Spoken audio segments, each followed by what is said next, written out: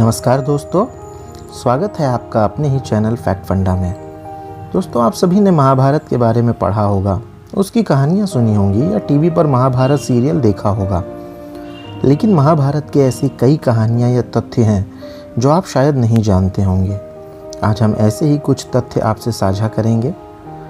दोस्तों, क्या आप जानते हैं कि महाभारत काल या महाभारत युद्ध का सबसे सर्वश्रेष्ठ योद्धा या धनुर्धर कौन था? आप कहेंगे कि ये तो बहुत ही सरल जवाब है। सबसे बड़ा योद्धा या सबसे शक्तिशाली योद्धा या धनुर्धर तो इस जगत के पालनहार सर्वगुण संपन्न प्रभु श्री कृष्ण। जी हाँ, ये तो बिल्कुल सही बात है कि सबसे बड़े योद्धा तो स्वयं प्रभु श्री कृष्ण थे। लेकिन उनके अलावा अगर हम यूँ कहें कि श्री कृष्ण के अलावा सबसे बड़ा योद्धा कौन था या सबसे साहसी योद्धा कौन था, तो इस प्रश्न के कई लोग कई उत्तर देंगे। कोई कहेगा भीष्म पितामह, कोई कर्ण, दुर्योधन, सात्विकी, अश्वत्थामा, द्रोण, अर्जुन, भीम। लोग कहेंगे कि भीम और अर्जुन, क्योंकि पांडवों के साइड से तो यही सबसे प्रभावशाली योद्धा रहे हैं और सबसे सफल योद्धा रहे हैं, जिन्होंने कौरवों की सेना को समाप्त करने में महत्वपूर्ण रोल निभाया। लेकिन दोस्तों, हम आपको बता दें कि ये सारे ही उत्तर गलत हैं और इनमें से कोई भी सबसे शक्तिशाली या साहसी योद्धा नहीं था प्रभु श्री कृष्ण के अलावा। जी हाँ दोस्तों, हम आपको बता दें कि जो सबसे साहसी योद्धा था वो था बर्बरीक। जी हाँ, बर्बरीक, या जिसे तीन बाणधारी योद्धा भी कहते हैं। बर्बरीक घटोत्कच और मौरवी का पुत्र था और पांडुपुत्र भीम का पौत्र या पोता था। बर्बरीक महाभारत के एक महान योद्धा थे। वो घटोत्कच और मौरवी के पुत्र थे। बर्बरीक गदाधारी भीमसेन का पोता या पौत्र भी आप कह सकते हैं, पौत्र थे। बर्बरीक के बारे में हम और बात करेंगे। उनके बारे में जानकारियाँ ऐसी है कि बर्बरीक को हमेशा से ही उनकी माँ ने ये सिखाया था कि हमेशा कमज़ोर पक्ष का साथ देना या हारने वाले पक्ष की ओर से लड़ना, और वो इसी सिद्धांत पर लड़ते भी रहे। उनको कुछ ऐसी सिद्धियां प्राप्त थी जिनके बल पे वो पलक झपकते ही महाभारत के युद्ध में भाग लेने वाले समस्त वीरों को मार सकते थे। जब वो युद्ध में सहायता देने आए तब इनकी शक्ति का परिचय प्राप्त कर श्री कृष्ण ने अपनी कूटनीति से इन्हें रणचंडी को बलि चढ़ा दिया। बर्बरीक बाल्यकाल से ही बहुत वीर और महान योद्धा थे। उन्होंने युद्ध कला अपने माँ से सीखी थी। उनकी माँ मौरवी बहुत बड़ी योद्धा थी और समस्त शस्त्र और शास्त्रों की जानकारी रखती थी। उन्होंने ही बर्बरीक को युद्ध कला की शिक्षा दी और फिर उन्होंने ही उन्हें आगे माँ आदि शक्ति कामाख्या की तपस्या करके वरदान प्राप्त करने के लिए प्रेरित किया। माँ आदि शक्ति की घोर तपस्या करके उन्हें प्रसन्न किया और 3 अभेद बाण प्राप्त किए। 3 बाणधारी का प्रसिद्ध नाम प्राप्त किया। शिव जी ने भी और ईशापुर्तिक वाल्मीकि ने भी उन्हें आशीर्वाद दिया और ईशापुर्तिक वाल्मीकि ने प्रसन्न होकर उन्हें धनुष प्रदान किया, जो कि उन्हें तीनों लोकों में विजयी बनाने में समर्थ थे। महाभारत युद्ध कौरवों और पांडवों के बीच अब होने ही वाला था और अपरिहार्य हो गया था। जब ये समाचार बर्बरीक को प्राप्त हुआ तो उनकी भी युद्ध में सम्मिलित होने की इच्छा जागृत हुई। ये इच्छा लेके वो अपनी माँ से आशीर्वाद प्राप्त करने पहुँचे। तब माँ ने उन्हें आशीर्वाद देते हुए यही बात याद दिलाई कि जैसे बचपन से उन्होंने उन्हें सिखाया था कि हमेशा कमज़ोर पक्ष का साथ देना या हारे हुए पक्ष का जो है साथ देना लड़ने के समय। और इसी के साथ आशीर्वाद प्राप्त कर वो कुरुक्षेत्र की भूमि की ओर अपने 3 बाण लेकर चल पड़े।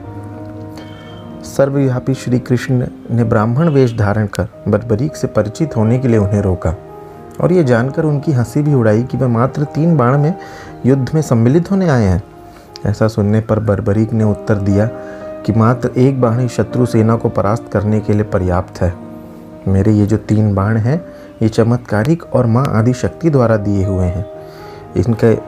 इनका काम करने का तरीका ऐसा था कि 1 बाण से सारी उन चीज़ों को मार किया जाता था जिन्हें नष्ट करना है।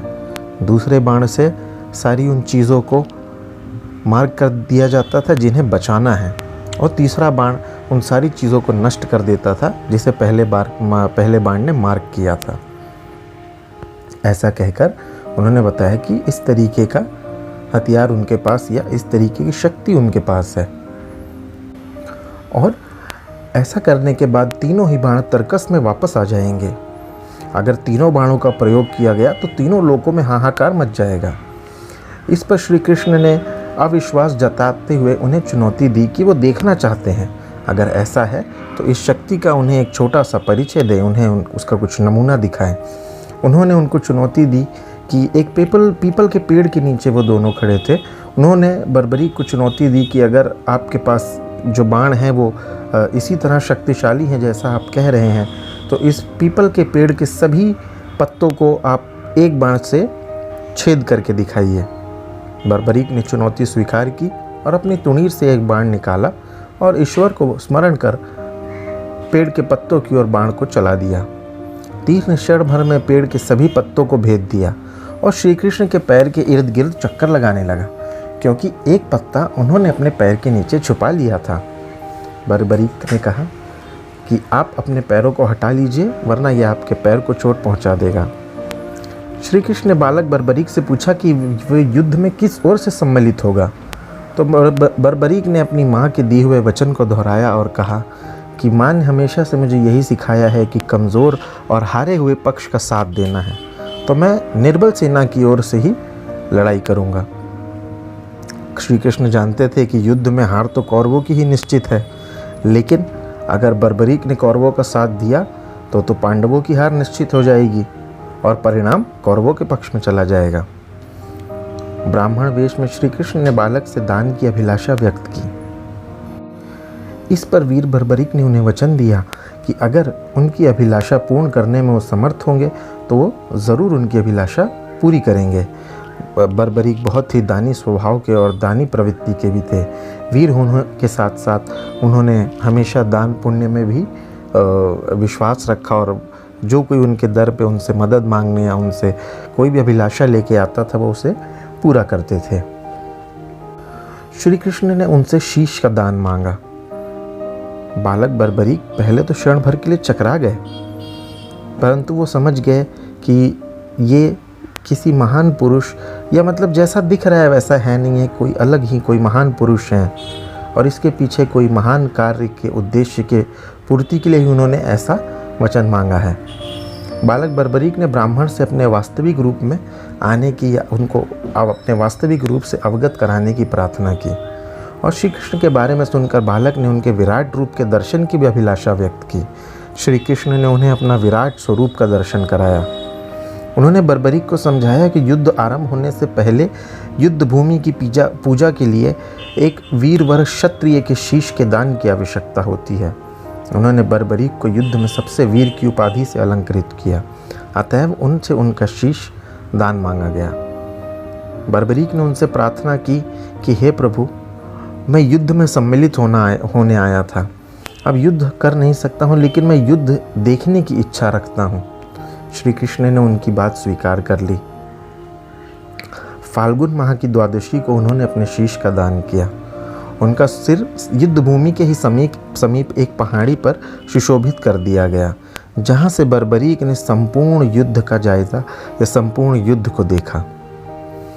युद्ध की समाप्ति पर पांडवों में आपसी बहस होने लगी थी कि युद्ध में विजय का श्रेय किसको जाता है। अर्जुन ने कहा कि इसका श्रेय तो मुझे ही जाएगा, क्योंकि समस्त बड़े बड़े वीर योद्धाओं को मैंने ही जो है रणभूमि से हटाया, उनका संहार किया। भीम ने कहा कि उन्होंने ही बड़े बड़े योद्धाओं को और अकेले 100 कौरवों को जो है रणभूमि में वीरगति देने का काम किया। इस पर श्री कृष्ण ने सुझाव दिया कि एक व्यक्ति ही ऐसा है जो इस बारे में निष्पक्ष होकर बता सकता है।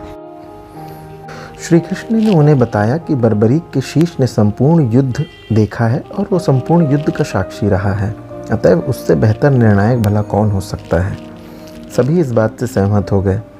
सभी मिलकर बर्बरीक के शीश के पास गए और उन्होंने पूछा कि इस युद्ध को जीतने में सबसे बड़ा श्रेय किसको जाता है। बर्बरीक ने कहा कि युद्ध में तो मुझे सिर्फ भगवान श्री कृष्ण का सुदर्शन चक्र घूमता हुआ दिखाई दे रहा था और माँ रणचंडी अधर्मियों की और शत्रुओं की रक्त से अपनी प्यास बुझाते दिख रही थी। इसका अर्थ यही है कि आप सब तो सिर्फ साधन मात्र थे। सारा कार्य इस पृथ्वी को अधर्म के चपेट से छुड़ाने का कार्य तो प्रभु श्री कृष्ण ने ही किया है। ये सुनकर श्री कृष्ण बहुत प्रसन्न हुए और उन्होंने कहा, ये वो योद्धा है जिसके सम्मिलित होने से शायद परिणाम बदल भी सकता था, लेकिन जब मैंने इसका शीश मांगा ताकि इस पृथ्वी को अधर्मियों से छुटकारा दिलाया जा सके, और जब मैंने इसे इस सारी चीज़ों के बारे में बताया तो एक पल की देर करते ना हुए इन्होंने अपना शीश दान कर दिया।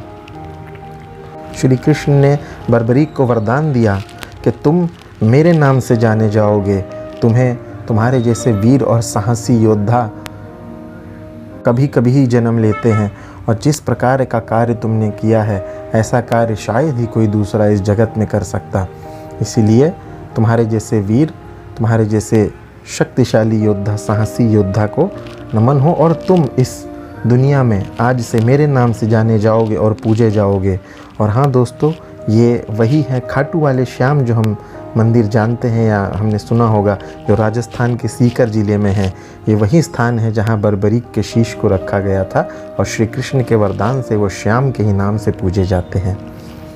तो ये कहानी कैसी लगी दोस्तों, हमें कमेंट करके ज़रूर बताइएगा। आगे भी आपके लिए ऐसी ही रोचक कहानियाँ या तथ्य महाभारत से और हमारे बहुत ही अलग अलग पुराणों से पौराणिक कथाएँ आपके लिए लेकर आते रहेंगे। नमस्कार।